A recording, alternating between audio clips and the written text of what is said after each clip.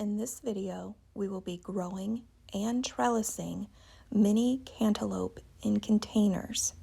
We will also go over hand pollinating, ripeness, full slip, and pruning do's and don'ts quite heavily. So you will know what you are doing when you're enjoying and growing in your own garden. And of course, we will be slicing and tasting these sweet mini cantaloupes called sugar cubes. Sounds good, doesn't it? Let's get going and growing.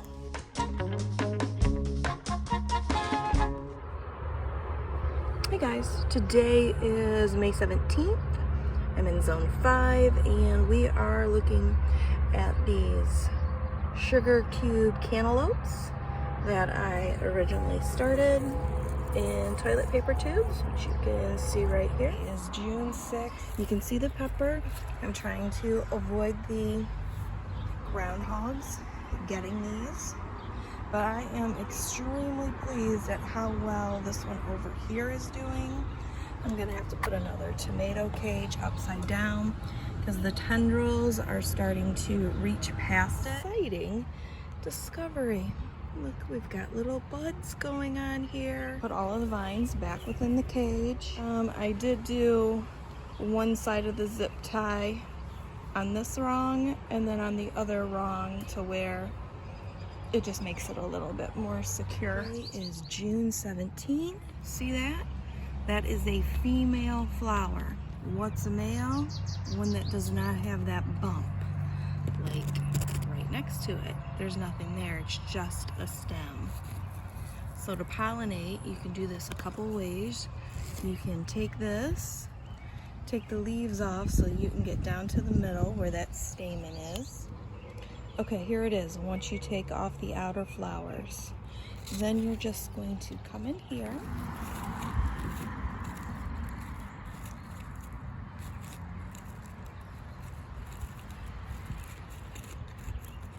All right guys, just like that, you are going to put that stamen in there.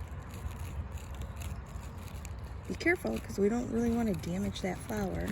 Now we're going to repeat this process and pick up about 4 other one of these males and do it again, because you want to give yourself the best possibility of that.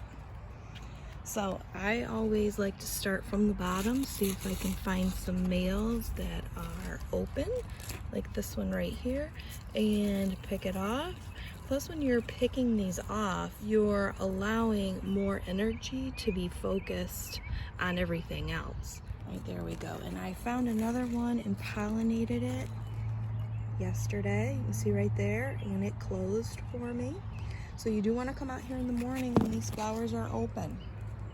You're probably going to get about 8 or 9 male flowers to every 1 female flower.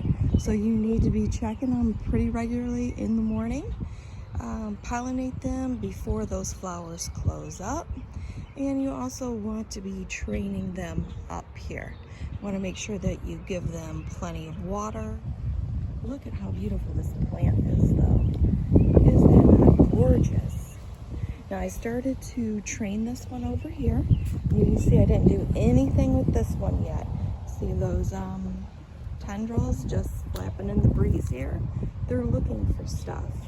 But you can see what I've done here. I just lightly wrapped this around, and over here where it's a little bit tangled, you can loop one tendril into the other tendril and it's just going to strengthen it. Just like when you are sewing and you make a seam, and sometimes you go over seams where you know you're going to need a little extra strength. That's all that I did here. I'm going to take this male flower. I'm going to find 3 more. I'm going to go ahead and pollinate that again. Okay, another thing you can do is gather up all of your male flowers, put them in your hand like this. Give yourself a nice paintbrush, and I have a nice big long one from the studio here, and see that nice little point? Go ahead and put that into the pollen of all of your flowers, and then go and dab it like we just did before. Get it in there nice and good. You could do the same thing like this with a Q-tip if you want. I need to put those into the cage and start to hand twine them with 2 hands very delicately around the wire of the cage.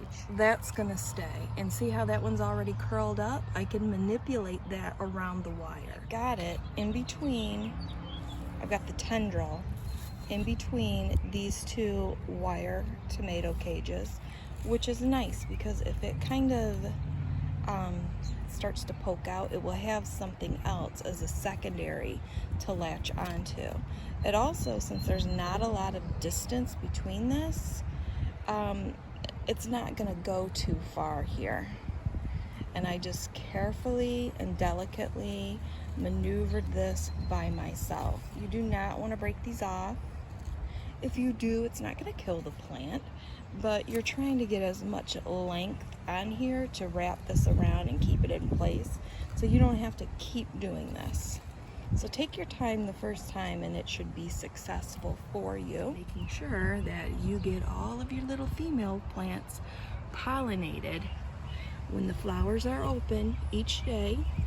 Remember, you're only gonna have about 48 hours, the first 48, and then that's gonna close down. She's shut down for business. That's it, she's closed.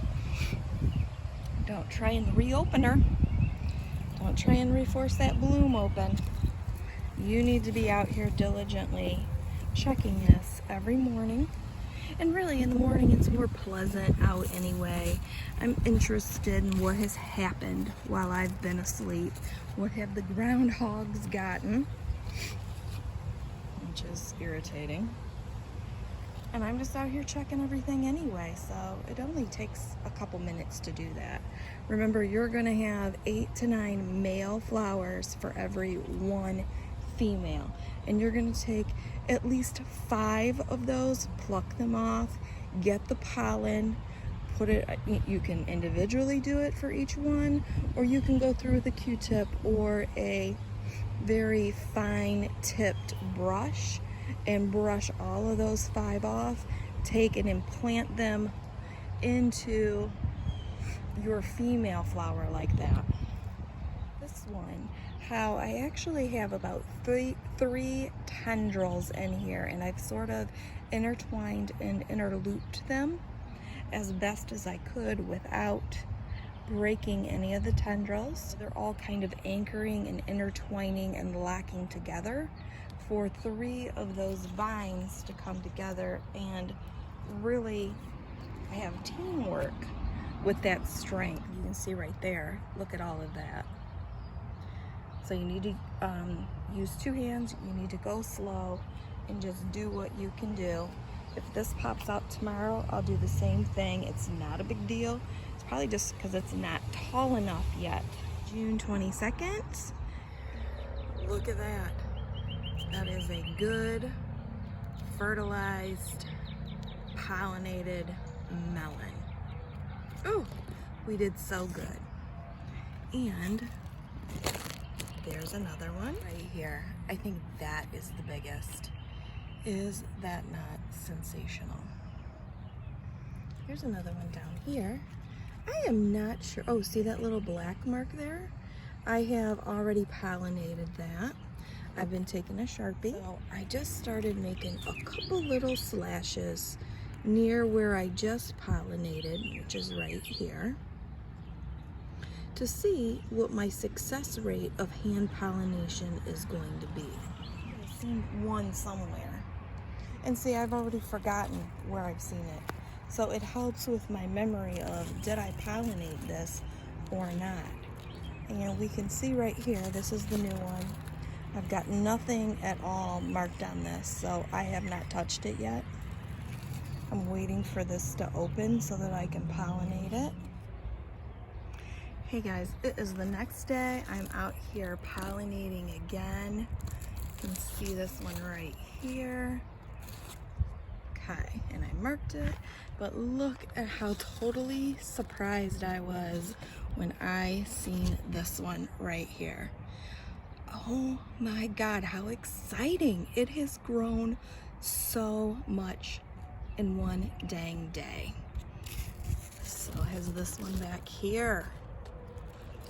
And this one back here. Oh my God, so cute. I love it. When you're pollinating with one hand, make sure you have a minimum of 3 fingers on this baby bump. It'll let you be a little bit more flexible with it when you need to be. However, if you do just 2, you could just knock that right off. So you want a minimum of 3. Okay, let's look at this real quick. Let's look, is that not gorgeous? It's got a little bit of a fuzziness, kind of a little bit like a kiwi. This one's nice and spotty. And look at this one with these beautiful green striations that almost look like typical watermelon markings. And you can see we're kind of getting up here to the end of this tomato cage pretty quickly. Now the other thing I want to talk about is you've got these in containers. These are melons. They are going to require a lot of water. So I'm out here pollinating every day, and unless it rained, I'm out here watering these every day, because even though they're mini, they're still a high water content fruit. If you just got done pruning tomatoes, sometimes you get a little scissor happy because, ooh, look at that bee. Excellent. You do not want to get scissor happy with your melons or watermelons, because that's where it's going to get all of its sweetness from. All this down here at the bottom we can clean out. That way we're not fostering any disease or any insect habitation. Don't pull them off, because we do not want to cause any harm to the stem. We want to cut them off with scissors. Okay, they're enjoying pollinating melons as well. Right. Aren't they cute? Oh my gosh. I love a bee. It's just going right down the line here. That's a great shot. Oh God. June 30th, and I thought I would show you the progress. So we've got one here. We've got a little one in the back here. You see that? Dead in the center. There's that other one. Isn't that super cute? I'm really enjoying putting these on pots, because I can kind of just sit here and take 2 hands and move this, kind of like a lazy Susan. Especially when it's hot out and you're in the shade, and you just kind of want to stay put. Did I do this one? Yes. See? That's why I'm marking them. Because as they grow, I don't know, they move. So you can't really memorize a spot, because they're going to grow and keep moving. And I keep bringing the vines and trellising them up. Okay, June 30th. I want to point out with this one here, see if we can move that tendril. You see how the baby bump and the end of that blossom almost look like one continuous piece. There's really no separation in that yet. You will see that when they are very young and they are littler. Like this blossom is way littler. Other thing I want to talk to you guys about is ants. I have a lot of ant activity in this particular container. Ants are good. They are going to create aeration. However, if you are in a container and you have ants build their nest right next to the root, that can damage plants. So be mindful of that. They're beneficial. Containers sometimes maybe a little bit too close to that root system, because it's in a container, they're contained. Okay, right there. You can kind of see to where there's no separation, and there's just a slight bit of starting to swell Like there's going to be a little baby bump there, a little mini melon there. So that's a fantastic example next to what clearly is, again, no separation. There's not a long stem to where you know this is a male, but you can see it's a little bit more swollen down there. Clearly, that is a female. This, see here? It just has a nice long stem. There's a separation. There's nothing swollen immediately underneath that blossom or flower. I do need to come out here and I need to pull off the fully brown leaves. This is not fully brown. It's got a little bit of yellowing, and I'm gonna keep that on there so that the plant gets all of the sweetness that it could possibly need. Just like that leaf back there. I'll leave it on a couple more days. But I do like to come out here like maybe every 7 to 10 days and just get the stuff at the bottom. You don't need to go crazy. It doesn't need to be showroom clean. This isn't about your aesthetics. It's about getting yourself a sweet melon, because that's why we're growing them, isn't it? That's why we're out here hand pollinating every day, which for me is starting to really turn into a meditative, in sync with these plants kind of experience. July 6th, and we have had a couple days of rain here. And you can see we're starting to get some netting on our melons. Yeah, that's going good. Going good. You know, you can't control when it rains, obviously, which might wash out and yellow out some of your melons that you spend time hand pollinating on. And here's a bee. Oh yeah, they love it out here. They seem to go right here for this yellow, even though these zinnias and flowers are next to it. Let's get a close up. Oh Lord. Okay, oh look, isn't this one adorable? So cute. I've got a lot right here in this one area. Okay, yeah, right here. Okay, here's the one we just looked at. There's another one behind it. And then I've got two right here. So this cage might be a little bit lopsided, but I don't care. I haven't really been able to come out and properly pollinate for the last 2 days because of all of the rain. But you can see how the plants really respond to it. So it's definitely kind of like a win-lose thing. Oh, see that one washed out there. Too much water for that one. Oh, look, here's another one. Oh, nice.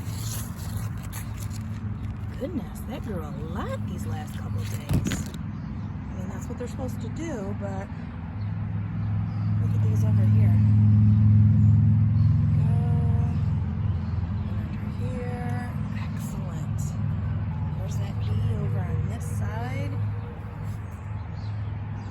He's gonna help me out. Fully up on it, and we're waiting for that green background to turn to a creamy yellow. You can also see on this plant that the blooms are kind of stopping here. They're definitely dwindling down. This one's just starting to develop that netting at the bottom. Isn't that adorable? Yeah, I gotta do my nails, so excuse me on that. But I needed to come out and tend to some things in the garden first. Priorities, you know, priorities. Look how beautiful that is. Starting to get its netting down there. And it's a little one there, a little one there. And this one just seems to be chock full of them. But I wanted you guys to be able to see just how wonderful these are doing and how much production you can get with hand pollinating. These zinnias are doing great. Let's just take a quick look around here. These zinnias are doing fantastic. Here's the sugar baby watermelon. Got lots of little buds on this, starting with right there. Zinnias down here. The impatiens are doing fantastic. Look how beautiful those look underneath there. So we're doing good. This is what I consider the driveway garden. This is the part shady garden out here. And I've got herbs and I've got more green beans because green beans can tolerate a lot of shade. I just pulled the beets that were in that pot today, and this is very shady. Look at this eggplant, you guys. Oh my God. Looks like an elephant's tusk to me. They call these Chinese string eggplants, and they are prolific, girl. I mean prolific. Here, look at this. Here's our General Lee cucumber. It's looking fantastic. Tomato. Not pleased with this green machine zucchini. And yes, I know I need to mow sunflower. This is what I made for the groundhog garden. Okay, I don't know where they're at. And out here, I've got a bunch of tomatoes. And right back there, I have got some Italian vining zucchini that I'm trying. July 19th. And at this point, this plant is no longer producing a lot of flowers. And you can see that I've actually just clipped it off here. I pinched it off because there's no need for this.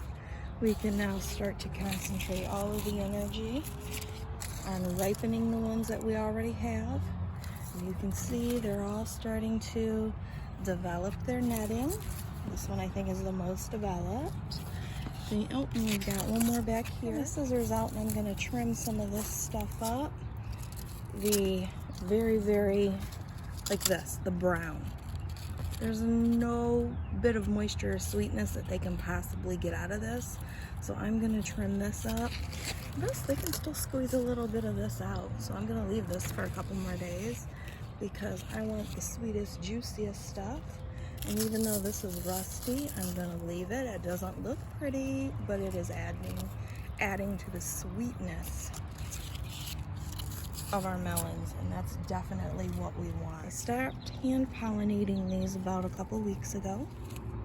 And even if you hand pollinate something, it does not guarantee that it is going to take. Melons are a little bit more difficult to get in there and to get the process done because those little granulars need to get beyond what we can see to actually pollinate it. And it's a lot of them are kind of restricted. This one has a little bit more of an opening. Here's a watermelon that moves and opens. You don't get that on cantaloupe because they're just so closed and miniature and restrictive. So that does make them a little bit harder to pollinate. Let's look at this one right here. This is that sugar baby watermelon. And here's another one I pollinated. You can see right up here, my little black mark, hand pollinated that. And over here, this is our true chartreuse. You can see these two right here. I went out yesterday to water, and this was on the ground. And when I first thought, there was some cuss words because I thought the groundhogs came over and got this and I would find a hole in it, but nothing. I think it just ripened because you can see in the background there is a little bit of creaminess there, or we did have rain and it was a little windy. It might have just fallen from the wind. But while I have you, I'm going to show you the cucumber harvest that I've got, the green bean harvest that I got, the zucchini harvest that I got.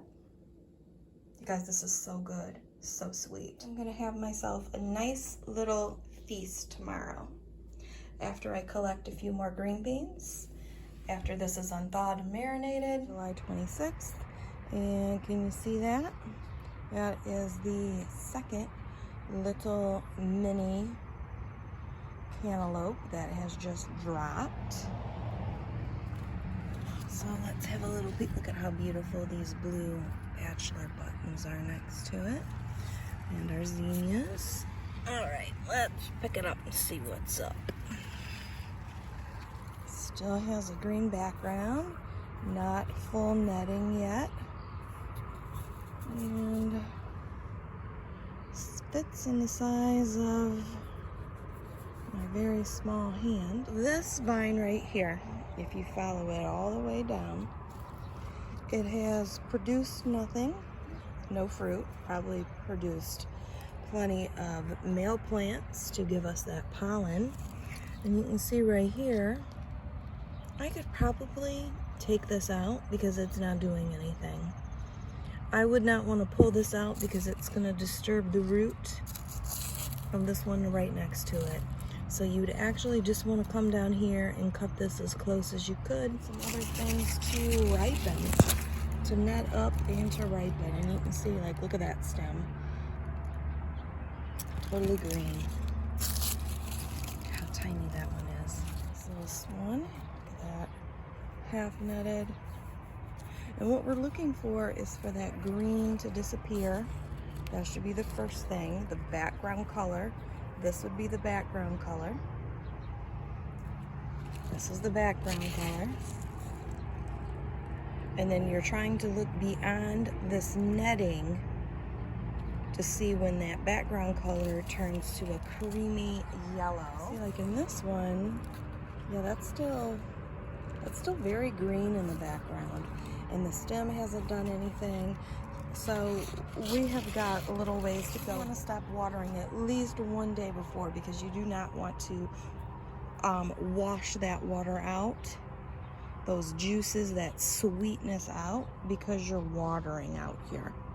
So I've seen people say 10 days. I don't know how they would really survive in containers for 10 days without any water, especially when you have this size and this size, because this size definitely is going to need some water. So I've heard anywhere from 1 day to 10 days. So I'm just going to do what makes sense as things come along here. So I clipped up all of the dead leaves, and the stems that had absolutely nothing attached to it, I clipped. And I clipped them down at the base rather than pulling and disturbing any roots. Went through here and I watered them again, especially this one because I've got new growth right here. August 3rd, and there is another melon that just seemed to drop. August 4th, and I have cut these melons, and you can see with the smaller one that you really don't have a lot of the actual flesh that you would want to eat. However, when you come over here to this bigger size, you do have a little bit of room here. I have tasted both of them. This one is the sweetest, probably because it's the most developed and has the most on it. And this one, it's still sweet, but I mean, it's mainly all seed in there. So you can see how big they are. This is one of the smaller ones. You can still fit this into the palm of your hand when you half it and just walk around with your spoon, salt it, eat it, whatever you would like to do. So this is an excellent, wonderful, sweet flavor. This is an F1. So F1 means that it's a hybrid seed. These are my seeds from last year. And you can see that I put a little note in here. And I have it stored in a glass old paprika bottle here. And if you notice, I have even more in here. So if you are going to attempt and see how many more years can you get out of this hybrid seed, which is not obviously an heirloom, you're going to chance this. Get all of those seeds that you can the first time around when you are harvesting your seeds, if you bought this from a greenhouse like I did before, or if you're buying F1s out of a seed catalog and you've used all of them because they only gave you maybe 15 and you're done, go ahead and harvest as many of those seeds as you possibly can.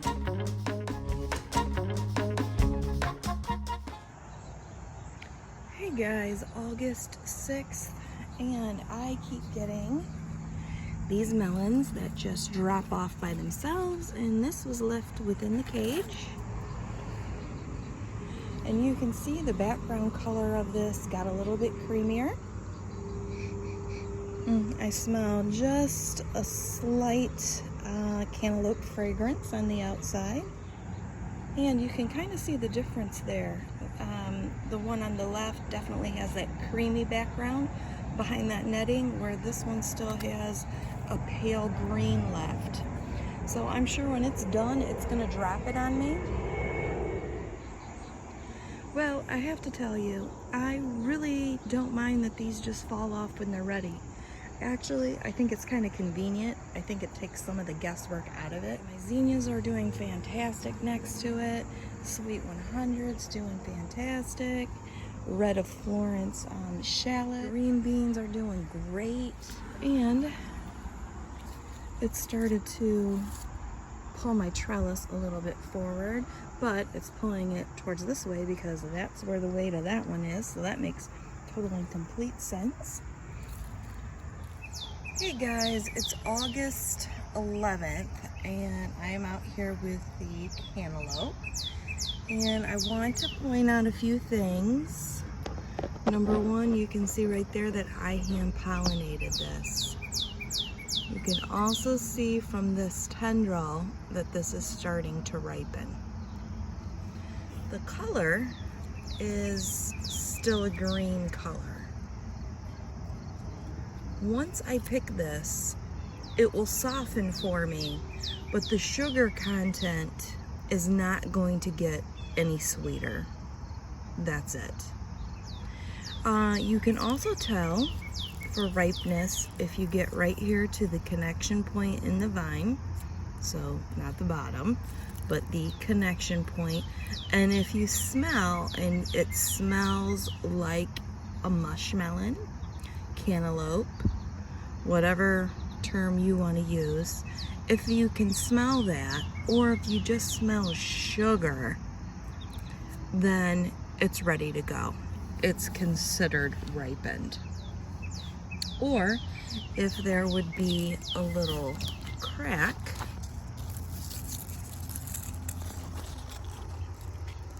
at the stem here, okay? And there does not appear to be one, but look at how that's starting to brown for us. Now, what's considered a full slip is if I can lightly tug and pull this out. And I'm pulling everything up here first because it's trellised. So that's what you're hearing. Okay, let's see.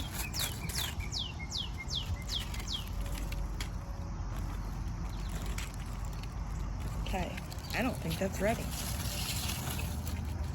because that's a little bit of effort there. Okay, so again, the tendrils right here and the ones above are dried out.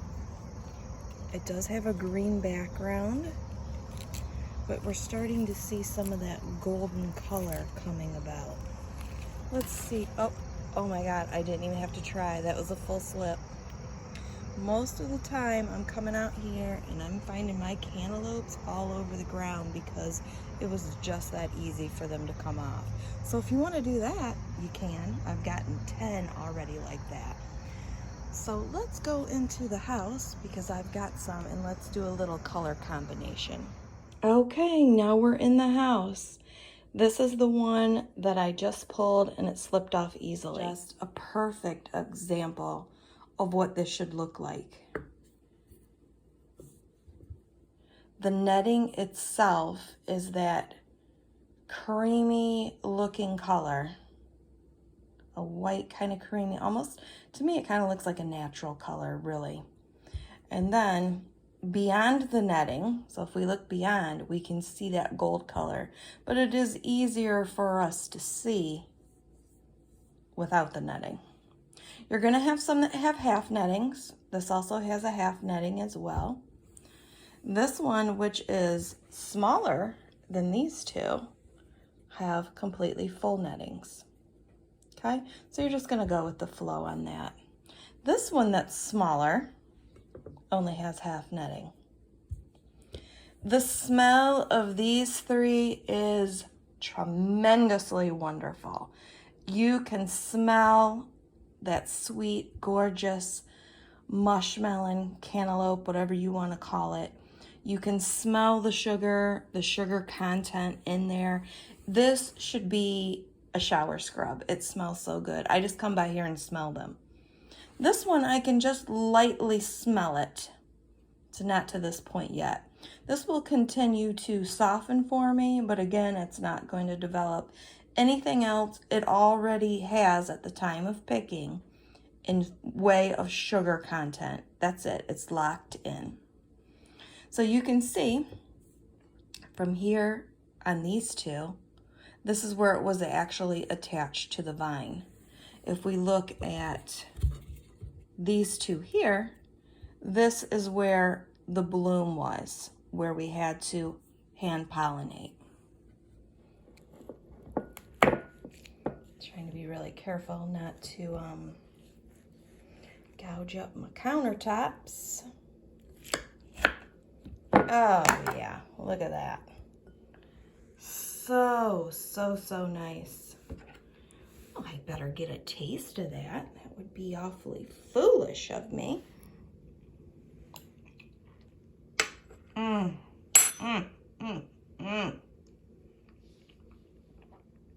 So good, so good. So remember guys, this is a hybrid. First year that you buy your seeds, and if you want to harvest them, get as much as you can that time, because every time you plant them and plant them and plant them, you are deteriorating how they have scientifically modified them. So grab all your seeds the first year and you'll get them the closest as you possibly can to the original. Totally and completely recommend these to you. All right, you guys, I am going to put this in the fridge because I like some nice chilled cantaloupe. However, if you want it to keep softening, you do need to lay it out on the counter, as that's where it softens the best, out on the countertop, not in the fridge.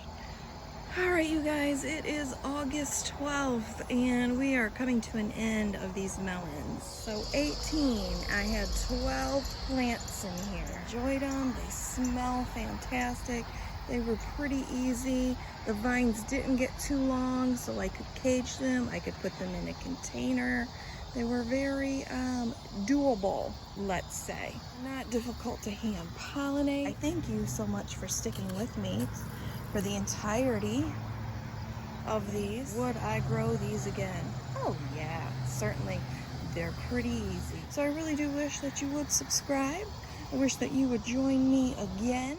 Thank you so much for watching, and I invite you again to subscribe, as I have been gardening for over 40 years and have a lot to teach, show, grow, review, experiment with, and my favorite, a specific variety everything deep dive. So let's try new things together, mix it up, and have a glorious day.